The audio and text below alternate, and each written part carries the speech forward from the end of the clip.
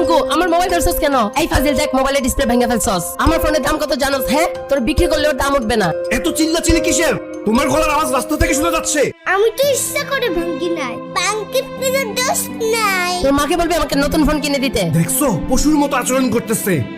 কই দেখি তো তোমার মোবাইল। ডিসপ্লে ভাঙে নাই, শুধু স্ক্রিন প্রোটেক্টর ভাঙছে। এটা নিয়ে এত হাঙ্গামা? হ্যাঁ, এই যে নতুন একটা স্ক্রিন প্রোটেক্টর লাগাইয়া নিও। কি রে জিকু, মোবাইলে কি করছস? 2023 টাকা পাঠাইছে। ভাঙ্গা কম্পিটিশনে দিচ্ছে, আমি কুইজ কম্পিটিশনে উত্তর দিছি, মনে হয় সবগুলো হইছে। তাহলে আমার ফোনের কিছুই হয় নাই। আমাদের দোকান থেকে ভাগ, কখন জিকুর সাথে খেলতে আসবি না। কিন্তু সারা আমার তো কোনো বন্ধু নাই, আন্টি আমাকে একটু দেখতে পারে না। বাঙ্কু দাঁড়া তো।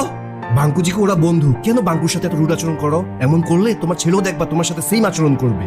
জিকু আয় বাবা, তোদেরকে আজ খেলনা কিনে দিব। 我们不一样。